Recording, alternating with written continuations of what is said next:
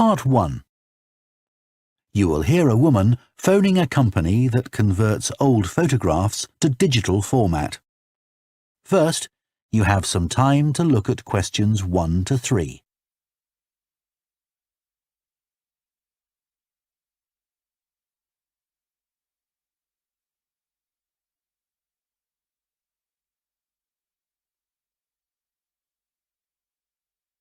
Now listen carefully and answer questions 1 to 3. Hello, Picture Rep. Can I help you? Oh, hi. I saw your advertisement about copying pictures to disk, and I'd like a bit more information about what you do. Sure. What would you like to know? Well, I've got a box full of old family photos that's been up in the attic for years. Some of them must be 50 or 60 years old, and I'd like to get them converted to digital format. Sure, we can do that for you. Right. And what about size? The photos are all sorts of sizes. Are there any restrictions? Well, the maximum size of photo we can do with our normal service is 30 centimetres, and each picture must be at least 4 centimetres. That's the minimum we can cope with. Well, that should be fine. And some of them are in a frame. Should I take them out before I send them? Yes, please. We can't copy them otherwise.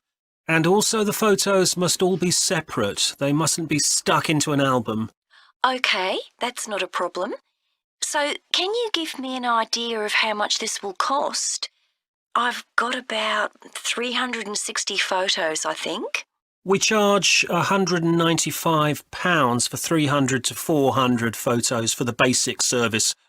OK, and does that include the disc? Yes, one disc, but you can get extra ones for £5 each. That's good. So, do I need to pay when I send you the photos? No, we won't need anything until we've actually copied the pictures. Then we'll let you know how much it is, and once we've received the payments, we'll send the parcel off to you. Right. Before you hear the rest of the conversation, you have some time to look at questions 4 to 10.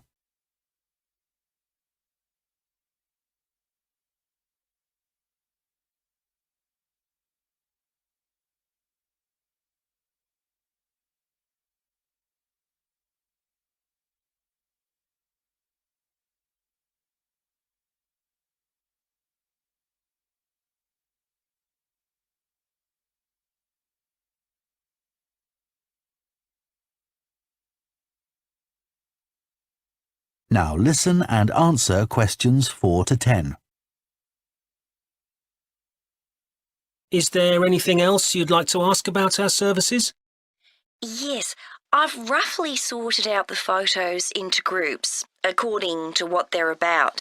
So, can you keep them in those groups when you copy them? Sure, we'll save each group in a different folder on the disk, and if you like, you can suggest a name for each folder. So, I could have one called Grandparents, for instance. Exactly. And do you do anything besides scan the photos? Like, can you make any improvements? Yes, in the standard service, each photo is checked, and we can sometimes touch up the colour a bit or improve the contrast. That can make a big difference. OK, and some of the photos are actually quite fragile. They won't get damaged in the process, will they? No, if any look particularly fragile, we'd do them by hand. We do realise how precious these old photos can be. Sure. And another thing is we can make changes to a photo if you want. So if you want to remove an object from a photo or maybe alter the background, we can do that. Really? I might be interested in that. I'll have a look through the photos and see. Oh, and talking of fixing photos, I've got a few that aren't properly in focus. Can you do anything to make that better? No, I'm afraid that's one thing we can't do. OK. Any other information I can give you? Oh, how long will it all take? We aim to get the copying done in 10 days. Fine. Right, well, I'll get the photos packed up in a box and post them off to you. Right. If you've got a strong cardboard box, that's best. We've found that plastic ones sometimes break in the post. OK. Right, thanks for your help. Bye. Bye. That is the end of part 1. You now have half a minute to check your answers to part 1.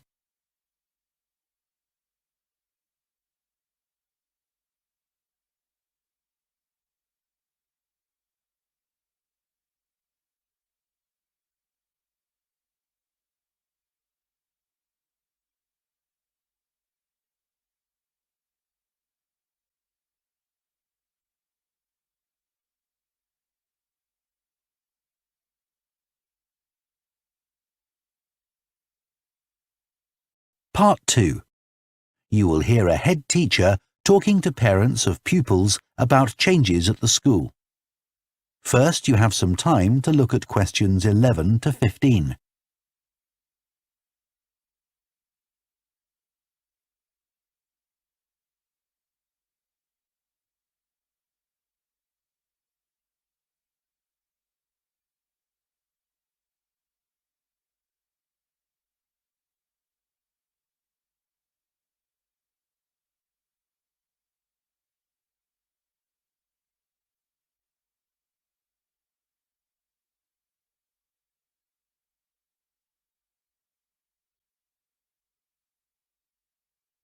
Now listen carefully and answer questions 11 to 15.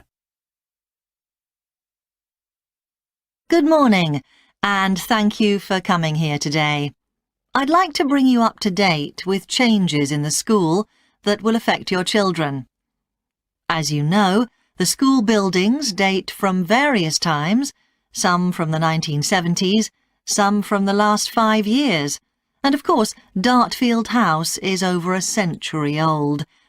It was commissioned by a businessman, Neville Richards, and intended as his family home, but he died before it was completed. His heir chose to sell it to the local council, who turned it into offices.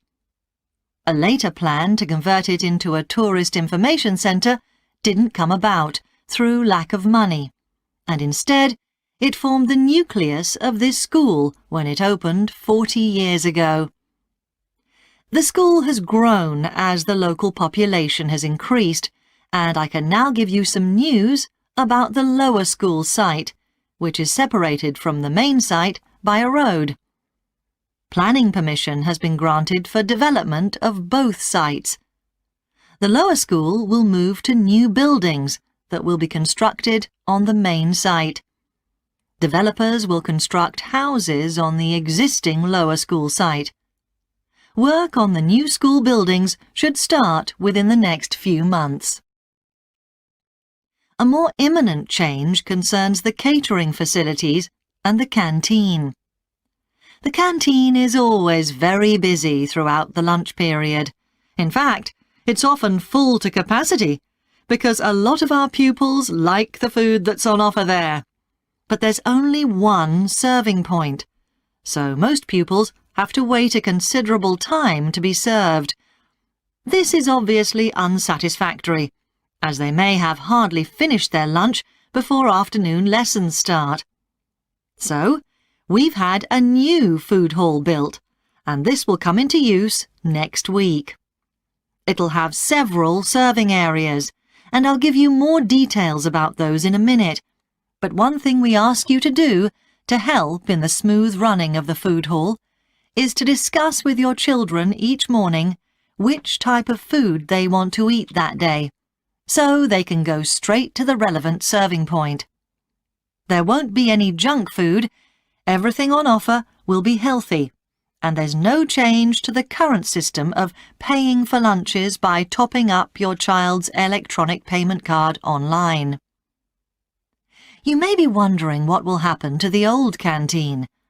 We'll still have tables and chairs in there, and pupils can eat food from the food hall or lunch they've brought from home. Eventually, we may use part of the canteen for storage, but first, we'll see how many pupils go in there at lunchtime.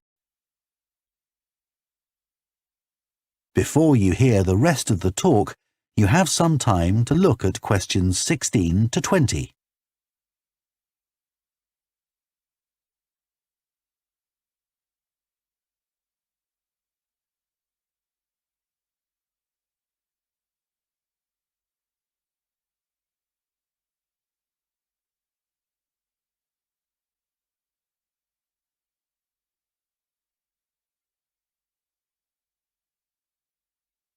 Now listen and answer questions 16 to 20.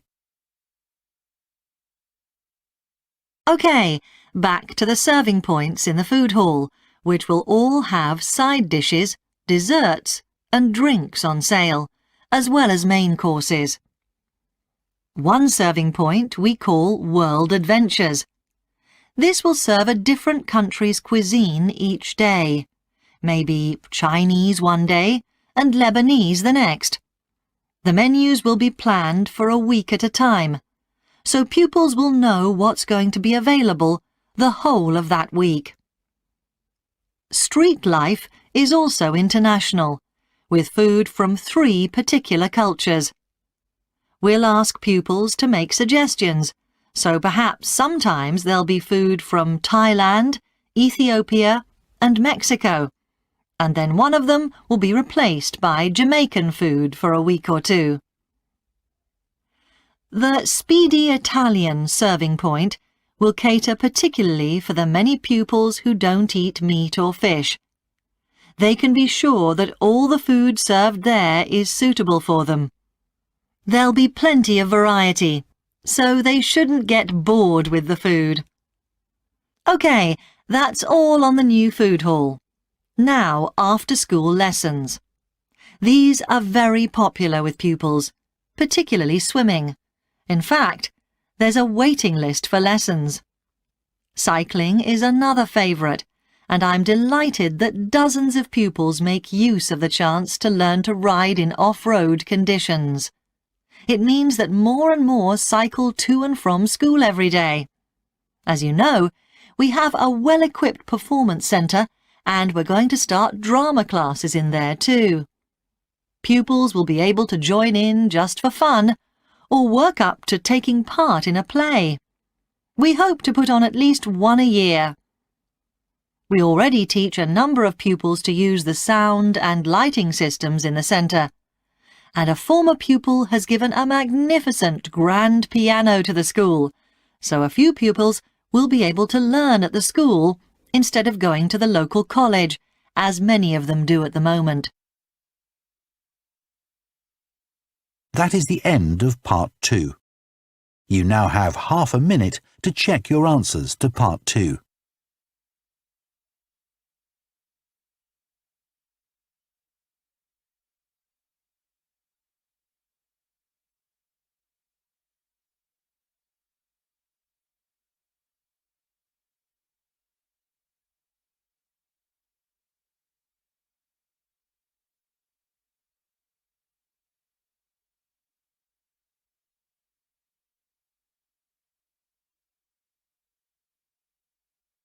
Part 3. You will hear 2 psychology students called Luke and Susie discussing their assignment on sleep and dreams. First, you have some time to look at questions 21 to 24.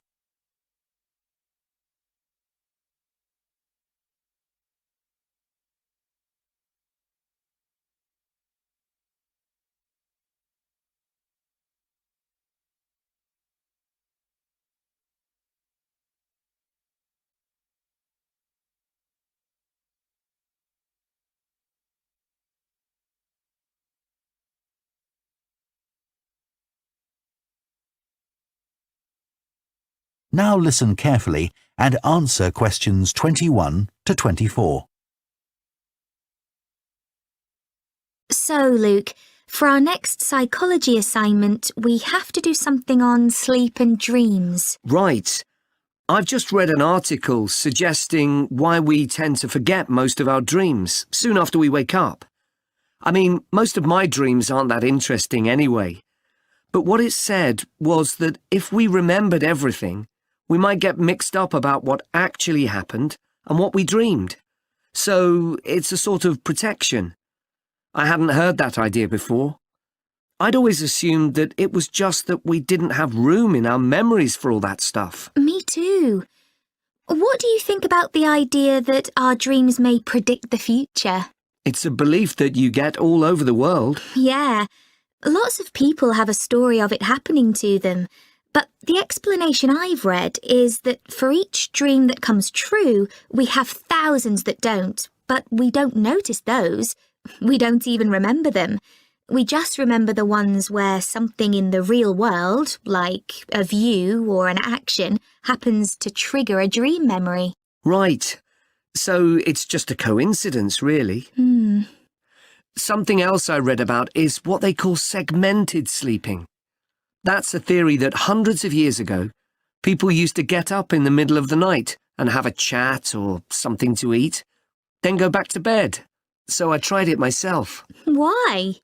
Well, it's meant to make you more creative. I don't know why, but I gave it up after a week.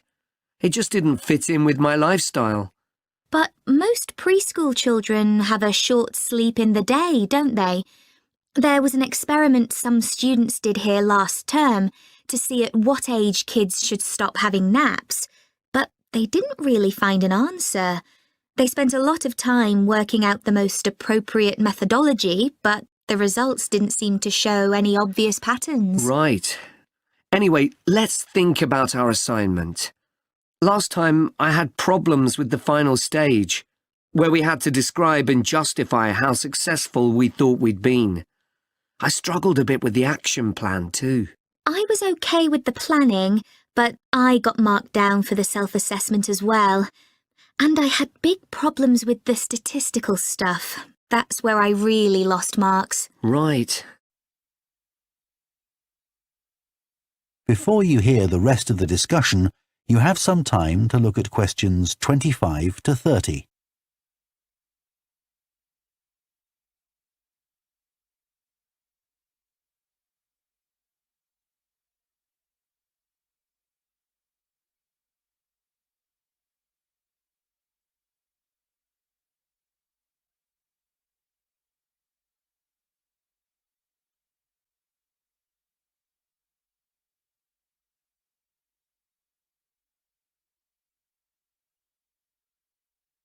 Now listen and answer questions 25 to 30.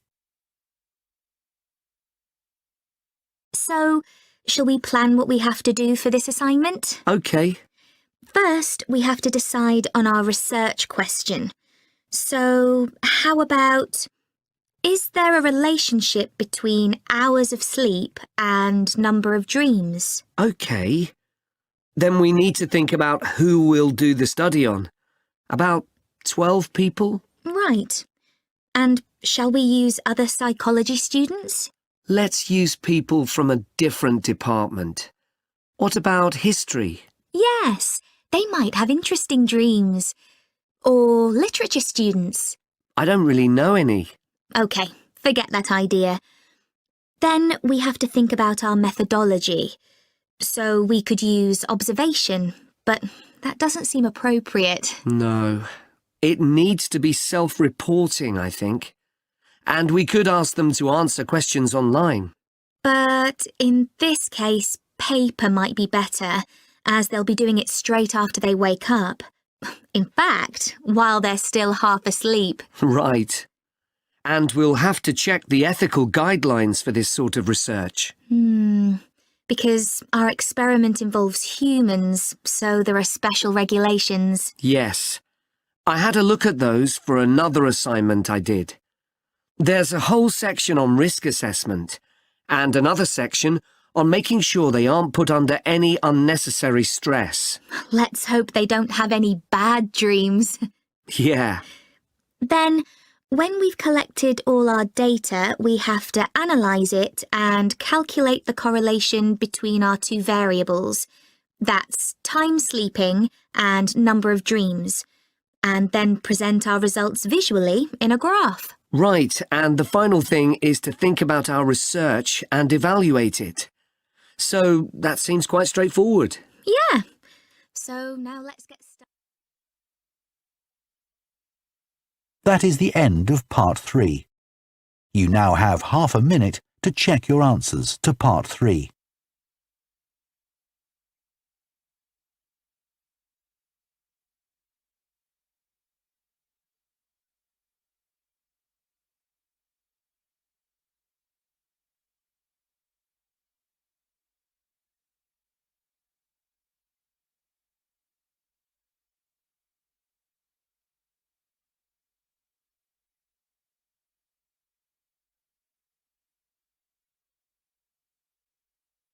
Part 4. You will hear a sports science student giving a presentation on the health benefits of dance. First, you have some time to look at questions 31 to 40.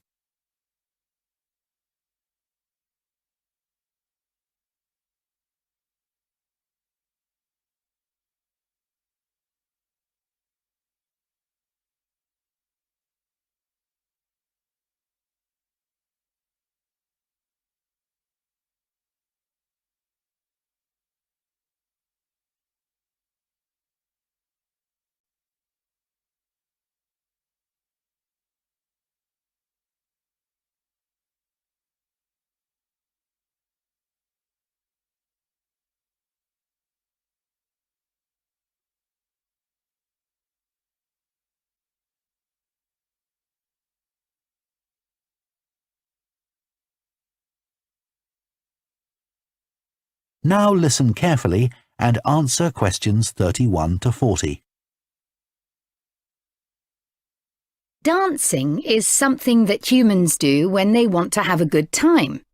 It's a universal response to music found in all cultures. But what's only been discovered recently is that dancing not only makes us feel good, it's also extremely good for our health.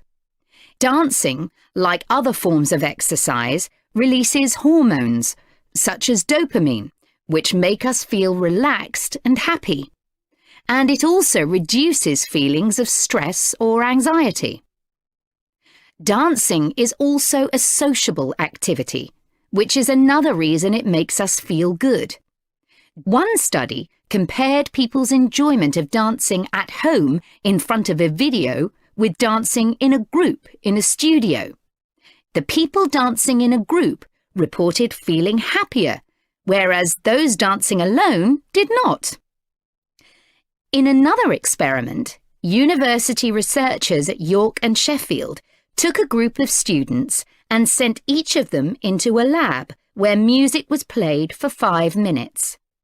Each had to choose from 3 options: to sit and listen quietly to the music, to cycle on an exercise bike while they listened, or to get up and dance. All were given cognitive tasks to perform before and after. The result showed that those who chose to dance showed much more creativity when doing problem-solving tasks. Dr. Lovett at the University of Hertfordshire believes dance could be a very useful way to help people suffering from mental health problems. He thinks dance should be prescribed as therapy to help people overcome issues such as depression.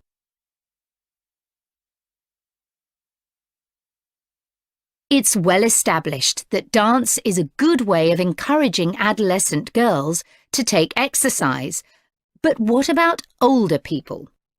Studies have shown that there are enormous benefits for people in their 60s and beyond. One of the great things about dance is that there are no barriers to participation. Anyone can have a go, even those whose standard of fitness is quite low. Dance can be especially beneficial for older adults who can't run or do more intense workouts, or for those who don't want to. One 2015 study found that even a gentle dance workout helps to promote a healthy heart. And there's plenty of evidence which suggests that dancing lowers the risk of falls, which could result in a broken hip, for example, by helping people to improve their balance. There are some less obvious benefits of dance for older people too. One thing I hadn't realised before researching this topic was that dance isn't just a physical challenge. It also requires a lot of concentration, because you need to remember different steps and routines. For older people, this kind of activity is especially important because it forces their brain to process things more quickly and to retain more information. Current research also shows that dance promotes a general sense of well-being in older participants, which can last up to a week after a class. Participants report feeling less tired and having greater motivation to be more active and do daily activities such as gardening or walking to the shops or a park. Ballroom or country dancing, both popular with older people, have to be done in groups. They require collaboration and often involve touching a dance partner, all of which encourages interaction on the dance floor. This helps to develop new relationships and can reduce older people's sense of isolation, which is a huge problem in many countries. I also looked at the benefits of Zumba. 15 million people in 180 countries now regularly take a Zumba class, an aerobic workout based on Latin American dance moves. John Porcari, a professor of exercise and sports science at the University of Wisconsin, analysed a group of women who were Zumba regulars and found that a class lasting 40 minutes burns about 370 calories. This is similar to moderately intense exercises like step aerobics or kickboxing. A study in the American Journal of Health Behaviour showed that when women with obesity did Zumba 3 times a week for 16 weeks, they lost an average of 1.2 kilos and lowered their percentage of body fat by 1%. More importantly, the women enjoyed the class so much that they made it a habit and continued to attend classes at least once a week. Very unusual for an aerobic exercise program. Dance is never going to compete with high-intensity workouts when it comes to physical fitness gains, but its popularity is likely to keep on rising because it's such a fun way to keep fit. That is the end of Part 4. You now have 1 minute to check your answers to Part 4.